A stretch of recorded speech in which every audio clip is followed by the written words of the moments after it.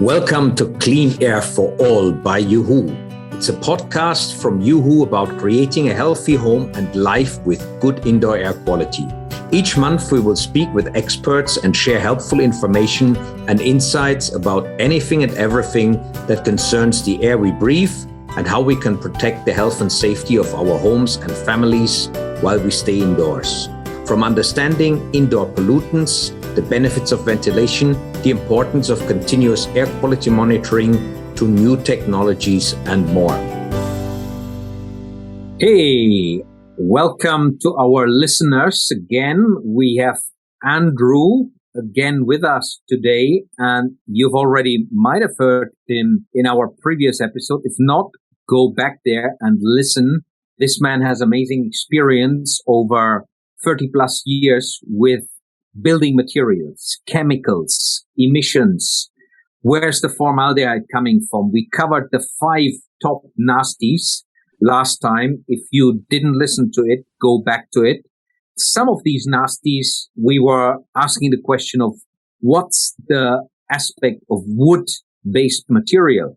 And we will cover that today in detail because there is a global mega trend. I mean, at least in North America, Europe, it's already been happening. People are building skyscrapers from wood. Or an American guy that I met in the Philippines, he is even building from bamboo, skyscrapers with bamboo. We have all sorts of trends where nature-based material that has sequestered carbon is being used now to make the buildings more nature-related and to decarbonize the building envelope.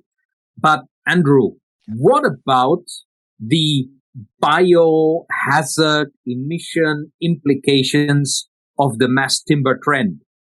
Is it something we need to be worried about? Well, I think with any wood structure, you have to be concerned about maintenance, how long it's going to last. The whole concept of mass timber, as you stated, is it's sequestering carbon during its lifespan, right? During the growth of the tree, it's taking carbon out of the ground, taking carbon out of the air. And once you've harvested that, now this is an amount of carbon that'll never go back into the atmosphere unless it degrades or burns. Okay. Yes. So we have to make sure that these mass timber buildings last a long time. How are we going to do that? Well, the wood has to be properly treated. And in some cases, wood has to be treated with flame retardants. We have to make sure that the flame retardants that are used are not toxic to the occupants. We have to make sure that the sealers that are used to give wood water repellency or UV protection so it doesn't start to gray. As the wood starts to gray from UV, that's the wood dying, and that's decay, which can cause bits of carbon release. So we have to make sure that the sealers that are used not only protect the wood, but aren't going to harm the occupants. So I look at it as finishing any wood inside of a home or an office building. First and foremost, it has to do a great job of protection, but it has to do a job of protection without harming the occupants and really just making a second problem out of the first problem. So we have to be careful with our choices. Yeah. I mean, one of the new things that is emerging, I attended a wood exhibition in France a couple of weeks ago, and was firmly modified wood, which is making wood durable without any chemical additives, just by using heat. Maybe what the Vikings did and the Japanese did with, heat treatment or charcoaling it to make it super durable. That might be one way of avoiding these chemical additives. But I think you've experienced some actual projects where there was a problem with the wood treatment and the chemicals that had been used. Can you share some of those insights on actual real life examples?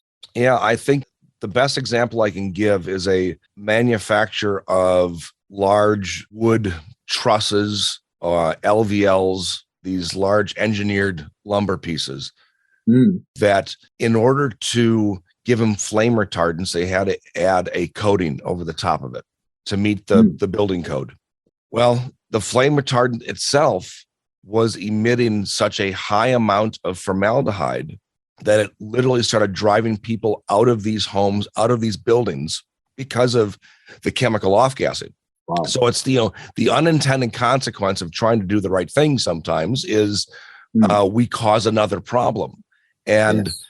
I don't look at it as a way to, well, let's just not do this anymore. I look at it as a stepping stone. All right, we learned our lesson. Let's learn that lesson quickly and not do this again and find another way. But we just have to be careful with the choices we make. Yeah. And that's the rush sometimes to get new things into market is not thinking it all the way through. And again, this is going to happen when we're trying to literally change the industry. For years here in the States, I've been, and many other people have been talking about how can we use wood to build homes when we know wood is supposed to degrade, it's going to burn, and I would say, look at Europe. They're using concrete and stone because, the Colosseum was built 2,000 years ago. It's still standing. The oldest structure in the United States that was built back in the 1600s of wood, that's the oldest building here. Everything else has fallen down because wood doesn't last that long. Mass timber is a different story. And mass timber is a way that we can get back to building with wood, doing it in a sustainable manner. And I think, again, choosing the right materials, we can also make it a healthy environment. Yeah. I think, even if you look at Southeast Asia, Philippines or Malaysia, the village house, the Malaysian kampung house was all built with wood, with natural material. But in those days, there were a lot of rainforests with some of these wood species like ironwood that doesn't degrade, even though you have its hundreds of years. So I think nowadays we need to learn how we can turn even fast-growing timber species that only need 5 to 10 years to grow, that can maybe satisfy the volume that we need when we replace cement and steel at scale. How can we make them so durable? Maybe it's thermal treatment of wood. Maybe it's some other ways of doing it. Maybe it's densification, but that's a very, very interesting process. And you're right. We want to learn from the mistakes. We want to perfect it in such a way that we can optimize the benefit, especially if I look at, fast growing countries. I had a discussion today with people from Africa. If we are going to use cement and steel for all of these construction needs, it's going to drive gigantic carbon footprints because both are very high carbon footprint materials that need to be manufactured. I mean, cement, we're burning limestone, calcium carbonate, CaCO3 at a high temperature. So we have a double whammy. We release the carbonate that nature sequestered in the form of limestone, and we need to burn the fuel to get to that temperature. So wood is the perfect material as long as it's sustainable and we can make it durable. What about all of these CLT components, the cross-laminated timber? I mean, there we have layers of glue in between. Is that a cause of concern, or does it just depend on what kind of glue we are using? Well, that's the thing. It depends on what kind of glue we use. Historically, the glues that have been used contain urea formaldehyde. And urea formaldehyde is a great binder material. It's also gives the adhesive some natural antifungal characteristics. Urea formaldehyde is the formaldehyde we worry about in materials. There's another formaldehyde called phenol formaldehyde or phenolic resin that's been around for 80 years. Phenolic resin does not off-gas the way urea resin does. Matter of fact, most exterior grade plywood and OSB materials use phenolic resin because it's moisture resistant. And so we recommend the phenol formaldehyde based material to be used anywhere inside of the home if you have to use it, because from a chemical sensitivity standpoint, it doesn't trigger the same way that urea does. All right. So I learned something new, very important. Phenol formaldehyde. Correct. Okay. Urea formaldehyde, stay miles away from it. Correct. So check that. All these plywood boards or these wood composite materials. We find them everywhere. Might even be your floor. I mean, we used to have the hardwood floor, right? But it's much cheaper to make those composite floors. And what's in those composite floors? What glue has the customer used? But I've seen people are looking now more and more even for nature-based glues, biological glues, and all sorts of innovations to get the complete sustainability solution. So I think there's a lot of business opportunities for people as well to come up with the right solutions here. Have you heard of alternatives as well, like Dowel laminated timber? I heard about that recently, where you don't use any glue.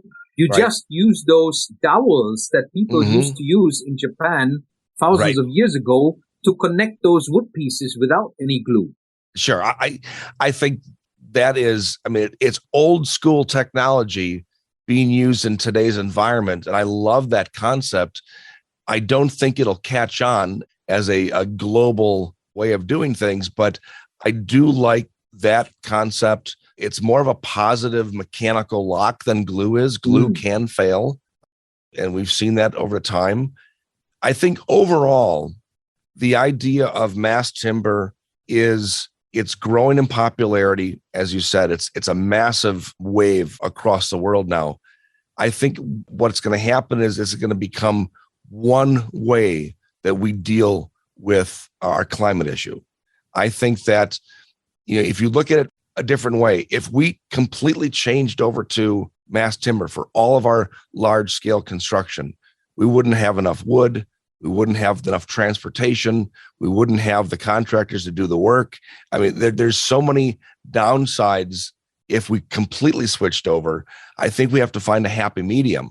And along with trying to cool down our need to always want to build new, I think we need to look at remodeling more. We need to look at just building anything we build new now, make sure it lasts a very long time. Don't build for 20 years, build for 200 years. And so forth. I think the industry itself needs to start cleaning up how we do things so that maybe they're not giving themselves more work in 20 years, but so what? I mean, we're helping to save our planet. We're helping our clients. We need to focus on long-term solutions, not short-term. Yeah, that's really a very important strategic view of things, like the long-term sustainability, the circular economy. Instead of everything new, where can we use old materials? And I think wood can play a role in that as well. For sure. The recycling of wood needs to be something that we need to look at. Same way concrete. Steel is fairly easy to recycle because you can melt it back again, even though that has its own carbon footprint. I think concrete is more difficult. But coming back to all the different wood products and wood-related mass timber components, what is your strategic advice to the key players in the industry? Because we are in the early days of this industry, what should they take consideration of when thinking about treatment for durability, the treatment for fire resistance and anti-fungus, anti-termite? Here in Southeast Asia, people are worried about termites eating up your wood. How can people get it right? Yes, great question. I think that we have to focus on natural, let's focus on the whole concept of biophilic design. How does nature take care of these things? And I look at things like using borates, natural boric acid for termite control, for insect control, for wood preservative. You can look at other natural materials, natural tung oils and other tree nut oils for the finishing of the wood. I would like to stay away completely from any synthetic chemical use on this wood and just go back to what nature has provided us already, because we know it's compatible. We know that I'm not saying that all natural materials are healthy for humans, but if we are using natural materials on the wood, we can verify that they don't contribute to indoor air quality issues, they're not unhealthy for the occupants, those are the materials we should be focusing on. That is a more long-term sustainable outlook than using synthetics that will break down in a quicker amount of time. Great, excellent. So from nature back to nature, that is as well why I'm a fan of firmly modified wood, because it's just the natural elements, the high temperature, and in some cases a bit of pressure. And then you have the dimensional stability and the durability from a natural process that has been how the wood has been treated. So back to nature, with nature, scaling up nature-based solutions, both for the purpose of decarbonization, biophilic solutions to bring us back to nature, with nature again. And I think that's a great vision. Excellent. Thanks so much, Andrew. I learned a lot. Welcome. Thanks for the inspiring biophilic future vision. We need to go with nature, get rid of the synthetics, and I think then we are on the right track. What's your final word, Andrew? Oh boy, final word. I always look at healthy air, healthy water, and surround yourself with, positive people. Stick with materials that are healthy and safe for you and your family. And I would say make the bedroom, if you have to make one room in your home healthy and safe because of affordability, make sure it's the bedroom, because the bedroom is the sanctuary of the home. It's got to be the healthiest room in the house. Excellent. Great. Thank you so much. Everybody should listen to Andrew, and all the best for your very important work, Andrew. Thanks for coming onto our podcast. Really a great pleasure. Thank you.